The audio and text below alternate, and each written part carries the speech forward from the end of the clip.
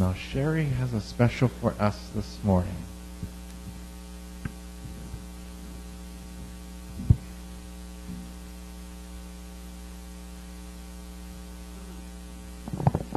I'm shaking. What a privilege to serve you, Lord.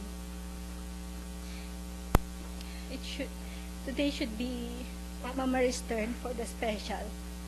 So I'm not gonna sing this morning because Mama Marie usually reads something. Praise the Lord. Oh my, I'm crying. I'm not intending to cry. But the Lord is good. The Lord is good. What a privilege to serve you, Lord. The Lord is good. This week was so good. I've been sick for a year. I'm not complaining. I'm sharing. And I'm praising the Lord. And we go to the doctor. They can't find anything. So I'm like, when I'm sick, when Pastor Mark wants to take me to the hospital, I said, no, I'll just stay home. Because they won't say anything anyways. But then, last week, I was able to go to chiropractor. And then there, they found out that my back is not good. And my neck is kind of like upside down to the normal neck. So, at least, I'm not crazy that I'm putting it up, that I'm feeling something wrong. So, I praise the Lord for that. I praise the Lord for that. For that thing that now we know. We found out something where the sickness is coming from. And I praise the Lord for that. So, I started treatment this week. But oh boy, the treatment is not cheap, it's expensive. But I praise the Lord right away because I cannot see right now. Where will it come from? But I praise the Lord because I know that He will provide. That even the birds, He look after. How much more about me, about you, His children. Praise the Lord. I said, I praise the Lord for the small thing that I'm making. Praise the Lord. In that way, that small thing that I make, I can send to my children back home. So the Lord look after that. Praise the Lord. What a privilege to serve you, Lord. And now this week, I read my devotions, and I want to share to you the words that the Lord has given me. It's called, Don't Avoid the Impossible. It's in Matthew 14:16.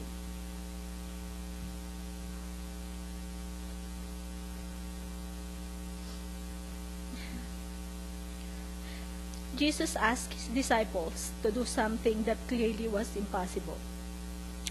There were 5,000 men, along with their families, and they were famished. There were only 5 loaves of bread and 2 small fish. Obviously not enough to feed the multitude.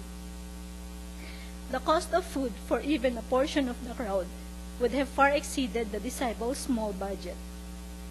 It may seem absurd to the disciples that Jesus should ask them to distribute the paltry amount of food to the massive crowd. Yet that is exactly what Jesus asked them to do. Because Jesus had given the command, the disciples obeyed and witnessed an incredible miracle. Christ will lead you into many situations that will seem impossible. But don't try to avoid them. Stay in the middle of them. For that is where you will experience God. The key difference between what appears to be impossible to us and what is actually possible is a word from our Master. Faith accepts His divine command and step out in a direction that only God can complete. If you only attempt things that you know are possible with the visible resources you possess, those around you will not see God at work. You will be the one who will receive the credit for a job well done, but God withheld no part of it. Have you received a word from the Master that awaits your next step of faith? If you will proceed with what He has told you, no matter how incredible it might seem, you will experience the joy of seeing your Lord perform a miracle, and so those around you. Even before we call on Him, the Father has already begun to provide all that we needed, says in Isaiah 65:24. Prayer is not designed for us to inform God of our needs, as what Louis said, for He already knows them. Why then should we pray? Prayer enables us to experience God more intimately. The more a child experiences the loving provision of a parent, the more convinced he becomes of his parents' unrelenting love. Often, a parent will anticipate a child's need before a child recognizes it and be prepared for advance to provide for that need. Our Heavenly Father knows exactly what we will face today and next week. He is eager for us to experience Him as He provides for us. Jesus often reminded His followers not to worry. He told them not to be anxious about tomorrow's need or potential problems. It says in Matthew 6:25. Rather, Jesus stressed a daily reliance on the Father, who provides for His children day by day. As the Israelites wandered in the desert, they had no way to get food. Miraculously, God provided manna that appeared on the ground each morning.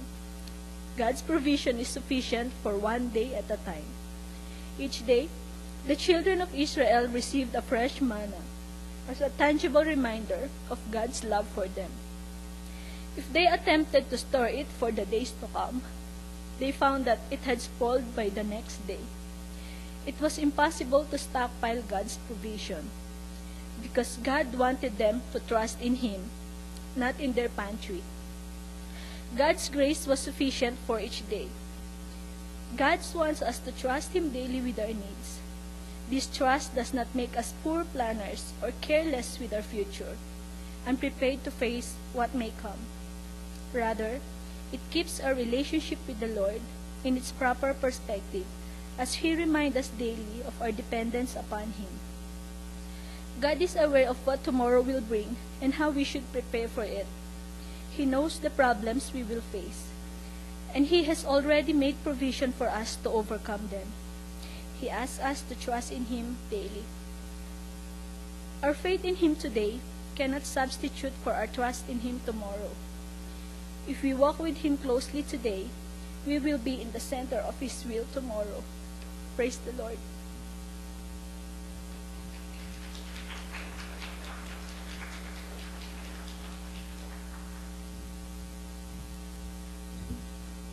I think that spoke to every one of us, didn't it? You know, we can all relate to what she spoke.